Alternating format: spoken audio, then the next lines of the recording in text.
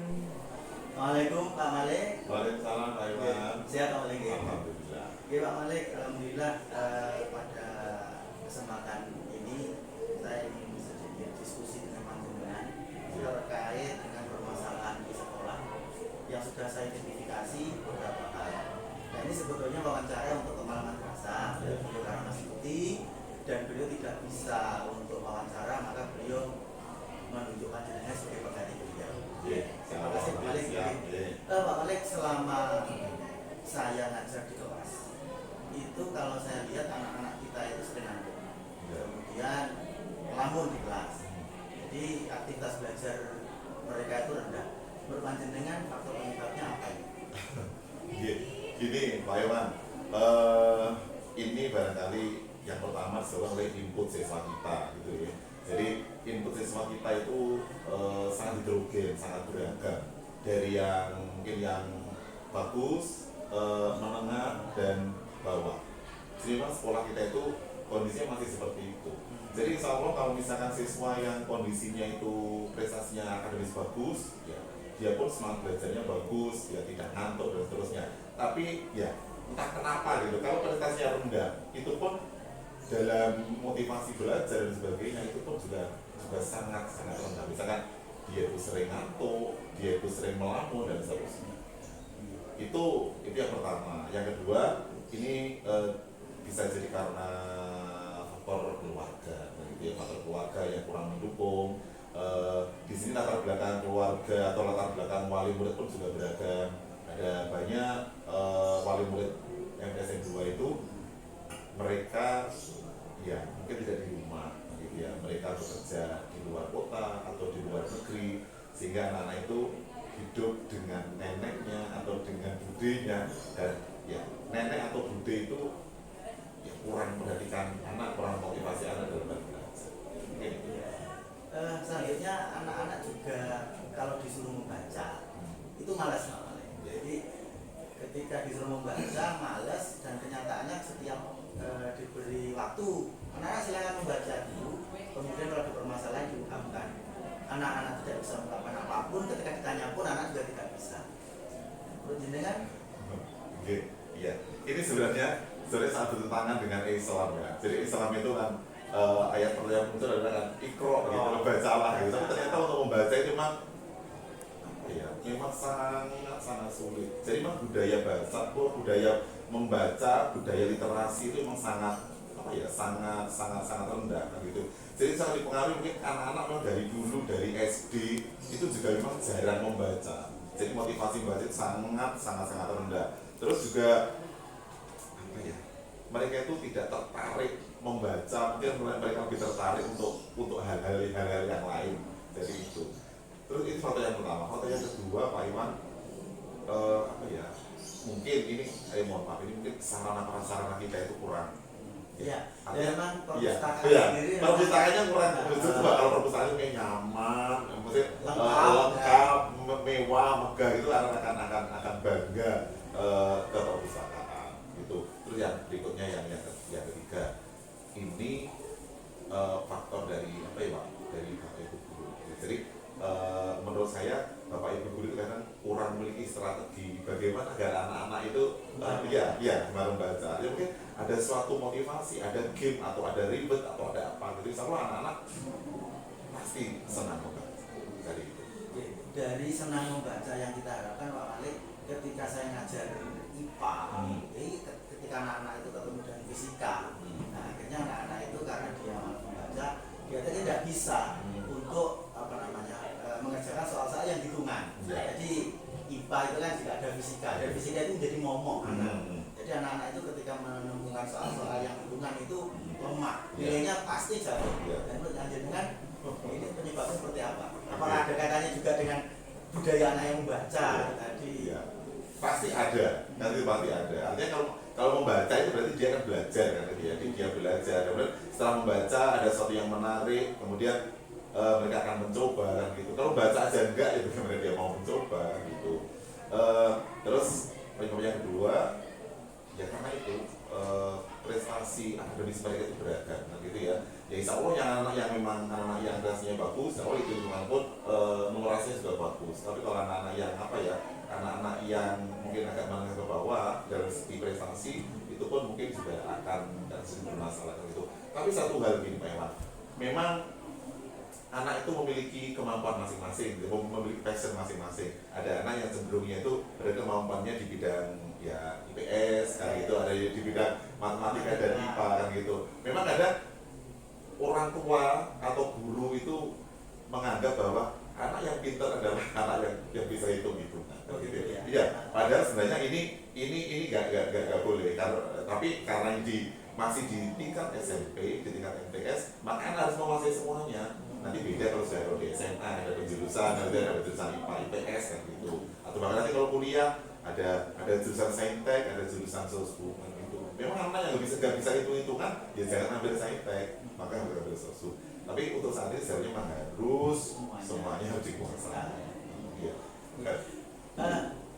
Sekarang ini lagi marak dengan permasalahan soal-soal hot Pak. Nah, karena kemampuan hitungan anak juga rendah. Nah, ini juga hotnya anak-anak ini. Nah, ini soal-soal ketika anak-anak mengerjakan soal hot ini juga lemah. Iya. Jadi seperti yang Mas Jendral sampaikan tadi, anak salah satu kurang berlatih. Nah, ini faktor penyebab yang lain seperti apa?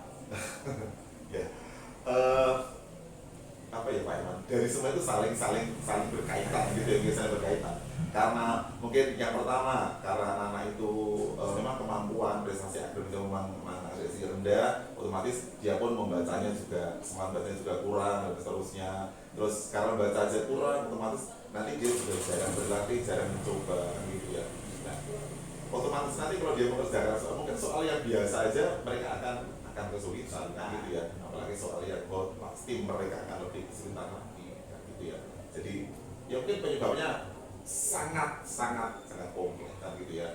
Jadi mungkin lagi apa ya, mungkin anak-anak yang apa ya, yang memiliki permasalahan seperti itu memang harus diperhatikan secara khusus gitu ya. Tapi kadang guru juga nggak mungkin memperhatikan secara apa ya, secara detail si A si B seperti ini ya, biasanya ya, bahwa ibu langsung secara klasikal seperti itu. Mungkin itu Pak. Oke, terima kasih Pak Malik. Kita begini, selanjutnya ketika kamu mengajar di kelas, ini anak-anak itu kan tidak selamanya di dalam kelas, kadang izin ke belakang, ada panggilan ketua kelas, anak-anak keluar. Nah ini fenomenanya begini, anak-anak izin ketika keluar, tapi masuk tiba-tiba nyelonong. Itu masih bagus daripada ketika panggilan ketua kelas, anak-anak langsung keluar saja. Jadi ini etika anak-anak ini mohon maaf, ini kurang. Lah jenengan ini selaku wakaf kesiswaan, ini menanggapi seperti ini penyebabnya seperti apa? Oke. Gini Pak Iwan, masalah etika. Jadi tentunya MTS 2 Kota Blitar sangat menginginkan anak-anak MTS 2 itu memiliki etika, sopan santun, akhlakul karimah gitu ya. Ini sudah kita lakukan dari sudah lama lah gitu ya. Jadi kita membuat tata tertib, membuat peraturan terkait dengan etika. Jadi contohnya aja misalkan ini mungkin sudah tahun-tahun terakhir ini kami sangat berusaha untuk anak-anak itu agar jangan berseliweran di luar kelas tanpa ada sebab yang yang bisa dibenarkan kan gitu. Jadi sering saya menyampaikan ke anak-anak bahwa pada saat kalian mau keluar kelas itu harus mendapatkan izin dari bapak ibu guru yang mengajar di kelas itu harus kan gitu ya. Dan saya juga sudah bilang pada bapak ibu guru, tolong kalau misalnya memberikan izin kepada anak-anak, tolong yang selektif, jangan setiap kali ada anak izin langsung diberi izin kan gitu ya. Jadi itu terus ya sekali lagi kondisi anak beragam ya, mohon maaf ini kaitannya lagi tetap dengan apa ya, kondisi anak gitu. Jadi biasanya anak itu kalau misalnya prestasi akademiknya bagus, dia itu memang dari latar belakang keluarga yang juga bagus, harmonis, memiliki adat sopan santun yang bagus. Nah sementara anak-anak yang prestasi akademiknya kurang bagus, memang dia itu mungkin tadi itu orang tuanya nggak ada di rumah dan sebagainya, jadi dia itu nggak ada yang mengarahkan terkait dengan masalah etika di rumah. Jadi bisa dipengaruhi oleh pendidikan keluarga juga. Iya, pastinya ya. Gitu. Jadi pastinya. Jadi kita berusaha untuk mungkin menanamkan etika kepada anak, tapi karena di sini kan sekitar berapa jam sih, mungkin sekitar 8 jam. selebihnya dia di rumah. Jadi pendidikan keluarga itu sangat sangat penting. Mungkin tapi satu hal gini, ini mungkin kita harus mengapresiasi siswa kita MTS Dewata Pitar. Jadi ini mungkin saya mengambil statement dari Bapak Kepala Madrasah bahwa Bapak Muzaini itu kan sudah berkali-kali menjadi kepala sekolah di beberapa madrasah. Ya mungkin ada 6 atau 7 ya. Pada saat kita itu keluar gitu ya, pada saat kita bareng kita ke Bali gitu ya, pada saat kita ke Bali, awal-awal itu Pak Muzaini sangat heran dengan siswa sini gitu. Pak Malik, anak sini tuh kok tertib manut kan gitu, dibanding dengan madrasah lain kan gitu ya. Tapi itu makanya kita harus melihat ke atas, melihat ke bawah kan gitu ya. Jadi insya Allah anak-anak kita yang kita itu sudah etika sudah bagus, tapi masih perlu ditingkatkan. Mungkin Malik yang terakhir, selama pembelajaran daring, nah ini madrasah kita ini sudah mengembangkan media ya yang online gitu kan, itu e-learning, dan itu sudah sangat representatif, sangat mumpuni. Hanya saja kenyataannya Bapak Ibu guru tidak semuanya memanfaatkan gitu, sehingga materi diberikan tidak merata. Begitu dengan anak-anak sendiri juga tidak bisa menerima karena memang ya HP gantian sama orang tua, kemudian kan aromanya di pedalaman ya interestnya juga ya. Dan ini faktor yang menyebabkan hal ini seperti apa Pak Ibu Majene? Padahal kita sudah memberikan e-learning, ini sudah luar biasa. Jadi harus kita akui bahwa media pembelajaran online e-learning itu benar-benar menurut saya sangat efektif, memang sangat efektif, sangat bagus, dan sangat memudahkan Bapak Ibu guru juga siswa untuk melaksanakan KBM daring kan itu. Namun ya namanya itu buatan manusia kan gitu ya, pasti ada kendalanya. Ini kendalanya yang pertama dari Pak Iwan sudah beberapa disebutkan bahwa kendalanya mungkin dari siswa. Lagi-lagi kehadiran siswa itu KBM secara offline, secara tatap muka aja anak-anak ada barangkali yang ngantuk, ada yang ngelamun gitu. Apalagi yang online kita nggak bisa pantau. Mungkin ada beberapa mungkin ada beberapa madrasah di kota-kota besar gitu, pada saat pembelajaran online ya harus on cam gitu ya, harus on cam, kita harus bisa melihat kondisi. Cuma kalau di sini kalau kita on cam kayaknya belum mampu karena anak-anak belum memiliki sarana ya Pak Iwan, sarana mungkin laptop dan sebagainya yang bisa digunakan untuk on cam ya, mungkin gitu ya, mungkin HP juga bisa, tapi barangkali itulah motivasi untuk belajar anak-anak ya terkadang mungkin masih rendah gitu. Itu yang pertama. Yang kedua, kondisi Ngapunten, kondisi Bapak Ibu guru beragam. Jadi di sini pun juga ada beberapa Bapak Ibu guru yang Ngapunten saya bilang sudah sepuh gitu Gaptek ya.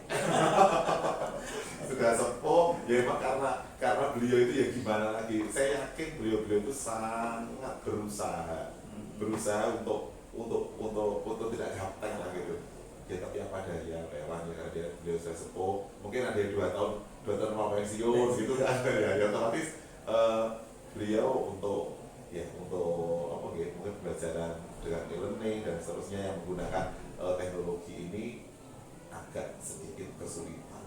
Tapi saya yakin beliau itu masih tetap melaksanakan walaupun ya tidak bisa 100%. Perlu kita apresiasi.